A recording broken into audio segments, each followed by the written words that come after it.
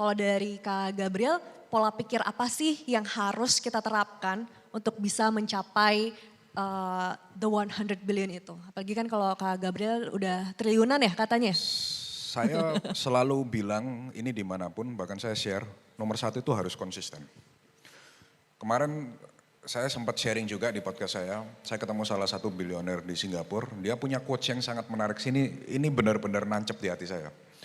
Dia ini bilioner Singapura yang punya venture capital, dia invest di berbagai orang, jadi dia ketemu orang itu bisa judge karakternya dengan cepat. Tahu nggak, dia ngomong satu hal yang menarik.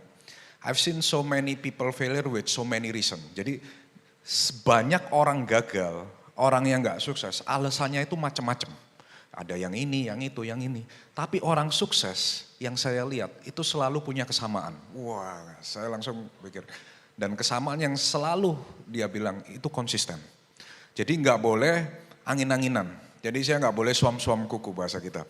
Jadi kalau memang mau terjun lebih memilih di dunia kripto, ya fokus di dunia kripto. Apalagi, tapi kembali lagi benar kata Suli, pelurunya digedein dulu, cash flow-nya bisnisnya dulu. Nah kalau pertama konsisten dulu di bisnisnya dulu. Bisnis ini misalnya kalian bekerjanya di bidang apa, kan ada yang macam-macam, tadi yang ada approach saya, ada yang di bisnis ini, bisnis itu, bisnis ini. Konsisten aja di satu bisnis ini sampai benar-benar menguasai jadi rajanya di bidang itu gitu loh. Jangan sampai belum jadi di sini nanti tertarik tawaran teman, ini ada bisnis baru, ayo kita buka lagi, buka lagi. Satu ini aja belum jadi juara, di tempat lain mau buka lagi ya digebukin orang banyak kan akhirnya nggak jadi. Jadi nomor satu, kalau mau jadi 100 billion nomor satu itu konsisten. Di bisnis dulu, karena kita butuh cash flow untuk investasi. Jadi nomor satu konsisten dulu di bisnis, kemudian yang kedua selalu saya bilang bekerja itu harus dengan investasi. Karena ada levelnya. Once you bisnisnya udah menghasilkan cukup banyak, the next level you bukan lagi seorang businessman, tapi you are a businessman and an investor. Jadi uang yang kalian sudah dapat itu akan multiply lebih cepat lagi kalau kalian mulai berinvestasi. Nah berinvestasinya gimana? Tergantung kalian nyamannya di mana, analisanya jago di mana. Kalau saya jago analisanya di kripto, saya kalau disuruh masuk ke saham lokal seperti Andre Hakim, seperti Bro Michael, seperti Bro Douglas, David dan lain sebagainya itu bukan ekspertis saya.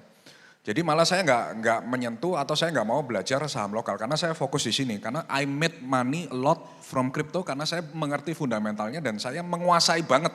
Jadi kalau ditanya apakah saya mau lebih kayak ngelihat Andri, ngambil IPO ini menang, trading ini menang, dilihat menggiurkan. Tapi kalau saya mau belajar ke sana dan akhirnya saya jalan dua, the one who chasing two rabbits will get nothing. Ya, jadi yang kedua itu tadi invest, kalau udah kerja harus dibarengi investasi. Nggak bisa kerja doang, karena kalau kerja doang sampai bongkok juga sampai tua lu harus kerja. Sedangkan kita masa kita kerja kan umur kita bisa diukur lah sampai kapan kita kerja. Kita harus punya investment.